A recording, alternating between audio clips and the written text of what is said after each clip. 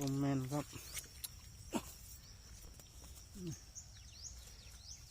ดูจะเสียไหมร่างออกรวงพอดีเลยกับลมใหญ่เลยย้อนพายุ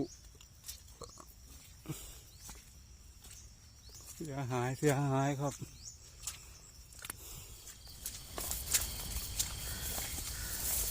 ครับวันนี้ครับเกษตรข้างบ้านชาแนลนะครับ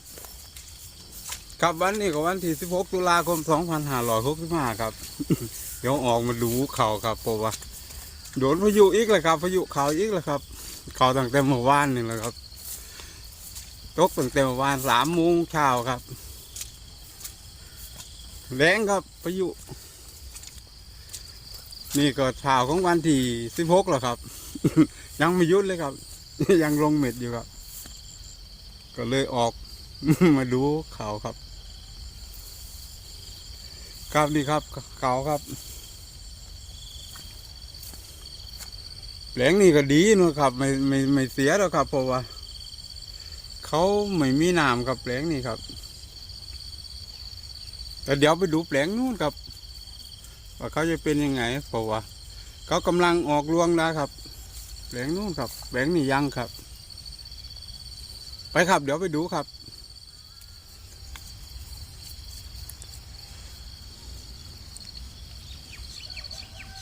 ครับนี่ครับเขาครับแหลงนี่ซบอยู่ครับขนาดฝนแรงก็ยังน้ำเขาก็ยังไม่ค่อยมีนะครับแต่เขาซบอยู่ครับเพราะว่าเขายังไม่ออกรวงนะครับยังทองอยู่ครับ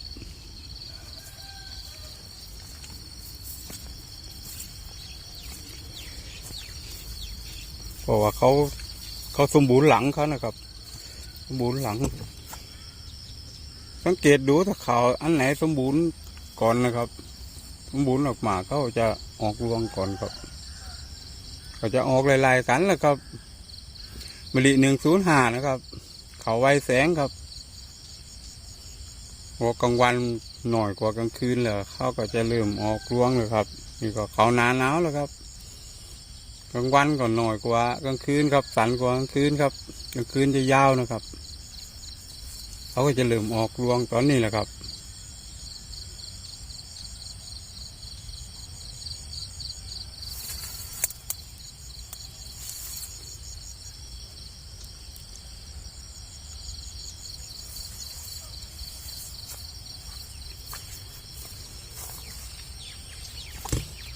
แปลงนี้ต้องสูบน้ำอยู่ครับเดี๋ยวผมจะต้องสูบน้ำใส่ครับเพราะว่าแต่เขากำลังออกรวงกันนี่ต้องสูบน้ำใส่นะครับต้องรับตรงนี่ครับใต้ต้นมะขามนี่ก็จะล่มหน่อยครับแต่คงไม่เสียแล้วครับเพราะว่าลมแบบนี้ไม่เสียแล้วครับเพราะว่าโคนเขาไม่หักนะครับเขาเป็นการเอ็นครับแล้วก็ออกรวงได้ครับแบบนี้ไม่เสียครับไปครับเดี๋ยวไปดูอีกแปลงหนึ่งครับแปลงที่กำลังออกรวงครับไม่รู้จะเป็นยังไงครับโอ้ยเขาลมมืดเลยครับโดนพายุอันนี้ลมแจบเลยครับน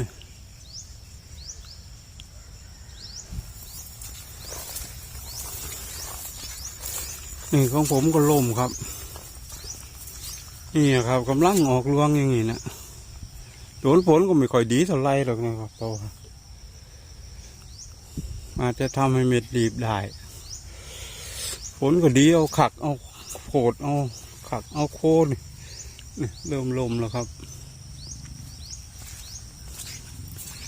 นี่ลมแจบเลยครับ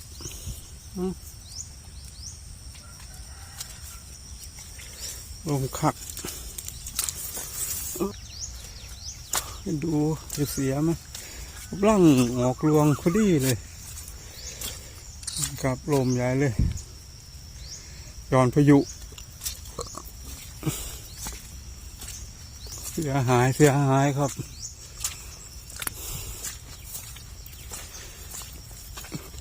คงจะได้ดีแล้วก็ นี่นะครับอุปสรรคชาวไร่ชาวนานะครับ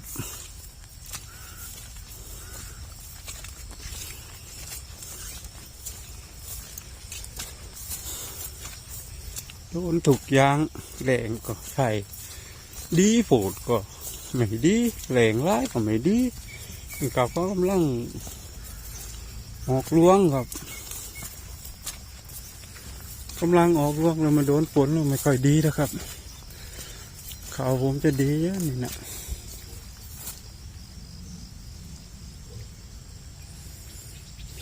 ไม่อันนู้นดูได้จักนิดไหมตายนี่ครับฟังนี่ของเขานี่มันก็มีเรือแล้วครับของผมก็คงไม่มีเรือเหมือนกันโดนพายุครับใบนี่จะเอาอะไรได้คืนทีนี่นี่แม่เจ้าขักใหญ่โอ้ย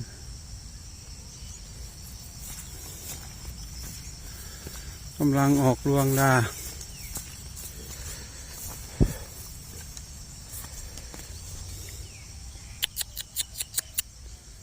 ไม่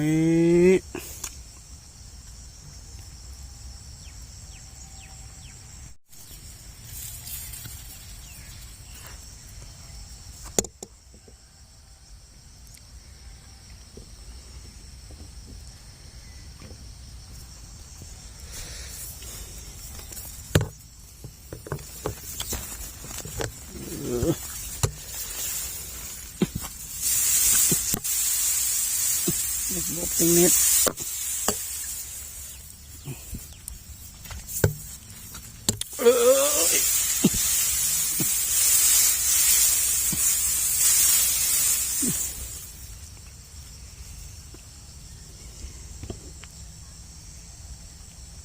ลมมัดเกี่ยงไม่มีเหลือ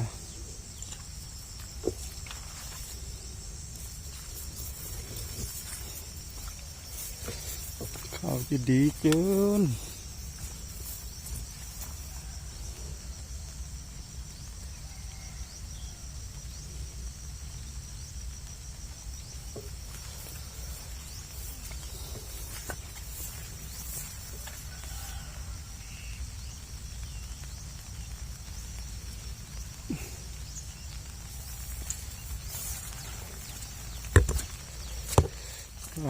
ตาย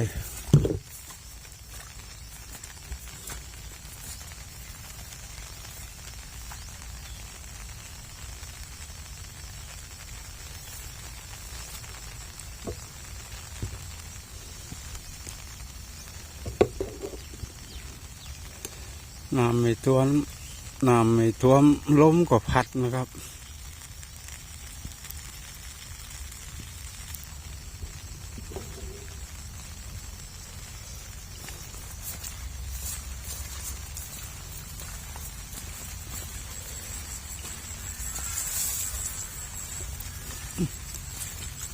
โอ้มืดเลยแหละ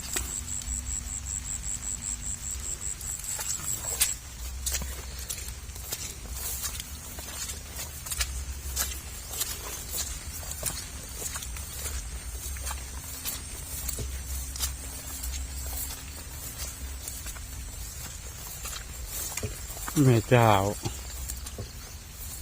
ราบนากลองเลย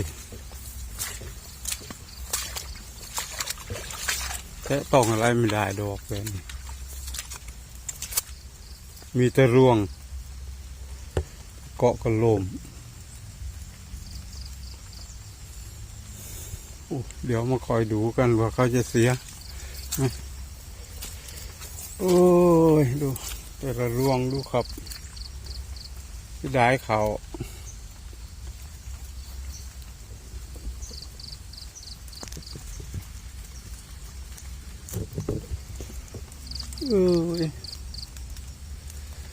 ลาบเป็นนากลอง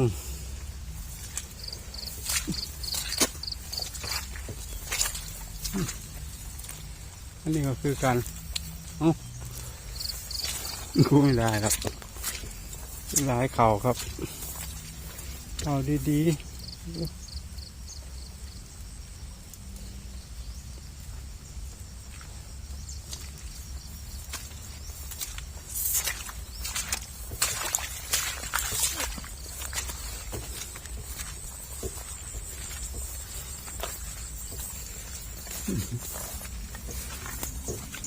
โมรูพาหนามมาอันนี้พาลมมาเอ้าพากันกระนำเข้าไปสาวนา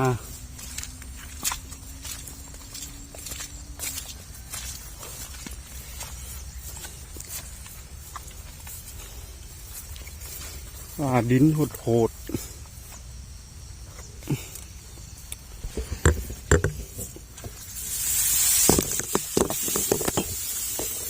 หลบทางเดินน้อยว่าเขาเดินได้อย่าเตะ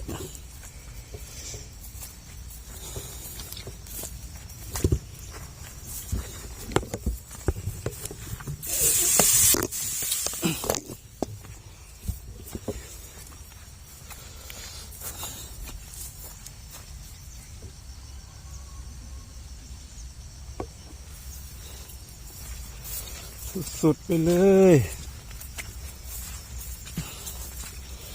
ปกติยังไม่ออกนี่ยังไม่ลมอ้าวเดี๋ยวคงลมคือกันแล้วไม่เป็นเดือนเราไปอยู่มาอีกอ่ะเดี๋ยวไปดูฝั่งนู้นครับลมไหม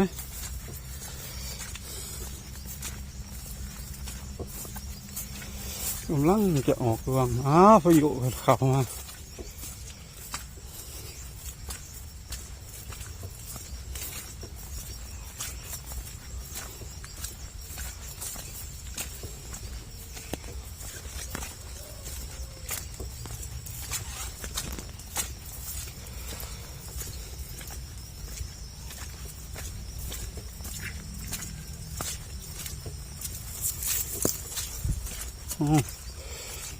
ลมกันครับแหกลม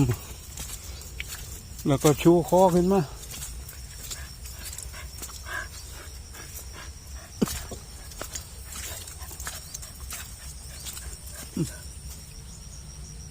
ทางนี้ก็เดินไม่ได้แล้วลมทับแล้ว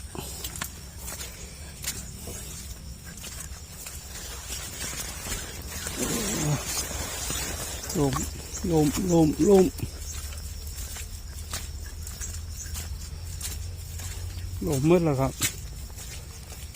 อันนี้ก็ลมคือกัน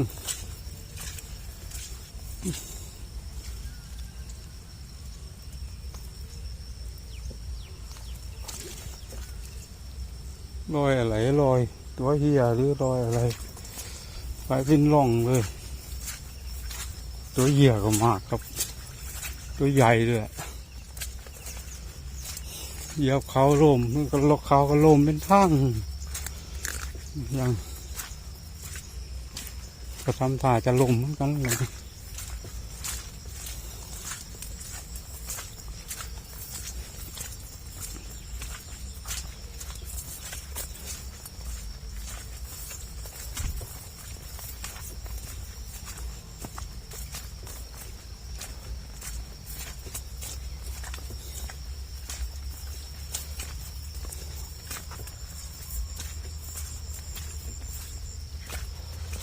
ทำท่าจะลมเหมือนกัน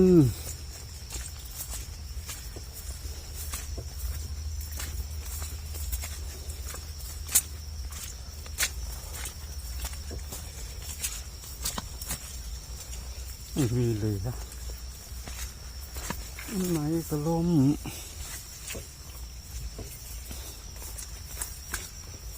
ผมมืดแล้วครับบอกจะอยู่ตรงไหนเลยจริงไปหา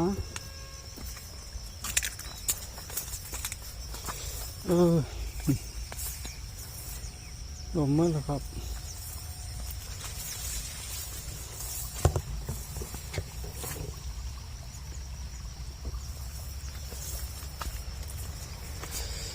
นี่ยิงคักครับ